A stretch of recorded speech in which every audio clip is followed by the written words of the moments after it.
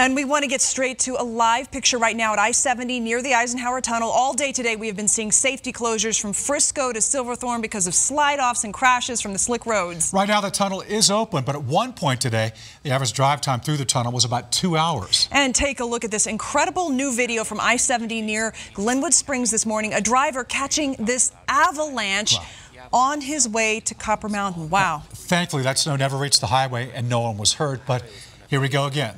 Good evening and thanks for joining us tonight. I'm Tom Mustin. And I'm Jacqueline Allen. As you can see on the radar, it's not just the snow that's the issue. Negative wind chills and freezing cold are going to keep those roads icy for the morning. In fact, this morning Denver reached an icy -6 degrees. Now, the last time it was colder this time of year in the Mile High City was back in 1960. And tracking all of this freezing cold snow, our Denver 17 meteorologist Stacy Donaldson here in the Weather Center with what's to come.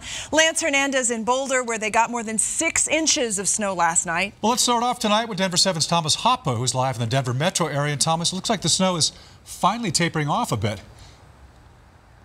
Well, just a little bit, Tom, but I'll tell you one thing, it is very cold. So it's still snowing just a little bit. You might not be able to tell right now, so we're going to give you a look against this dark building. You may be able to see some of the snowflakes. It's just a steady little flurry, but let's go ahead and come back to me, Drew. So we want to kind of give them a look at the roads. You can see that the roads are a little bit more visible than it was yesterday. It was hard to make out those lanes and separation between the lanes and seeing the paint, but now you can see it. But what you might not be able to see is how slick the roads actually are. When we were driving here, it was a little bit slippery, so you got to be careful if you're going to make your way out.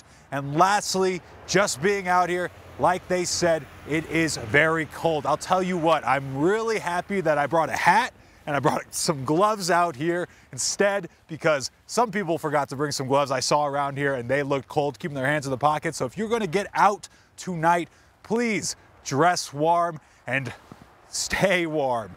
Reporting live in downtown Denver. I'm sorry, it's really cold. I can't even sign off. Thomas Hoppo, Denver 7. Get inside and warm up. All right, Thomas, nice job. Thanks.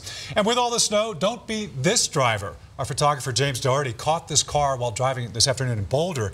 Remember, always scrape off all the snow from your car before driving to keep you and others safe. And most of us did wake up to a to-do list that included shoveling snow and scraping ice, especially people in Boulder where they got more than 6 inches. And Denver 7's Lance Hernandez is live there. Lance, they're still digging out with some more coming down. Well, the flakes are still coming down. They're light, very small, but they are building up. Take a look at this picnic table here on Flagstaff Mountain. A good 6-7 inches of snow on the tabletop here, maybe 7 inches on the benches here. And as you look downtown, they've got the same amount down in the foothills west of Boulder here. We drove by some of the neighborhood streets. The major streets have been plowed. They've been treated and taken care of, but some of those side streets still have quite a bit of snow. And on our way up here, I can tell you that I-25 still had snowpack conditions. Take a look at some of this video here. You know, the heavy traffic wearing ruts through the ice and snow in parts of the freeway, but as you can see, some drivers playing bumper cars because there are still some slick spots on the freeway. And this snow continues to fall tonight, whether it's here in Boulder, whether it's in Denver, Aurora, throughout the metro area, all up and down the Front Range.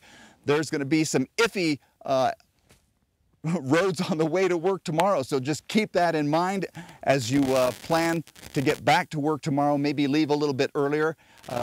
To account, traffic may be a little bit slower, and there will be some slick spots on the roads and neighborhood streets tomorrow. Reporting live in Boulder, Lance Hernandez, Denver 7.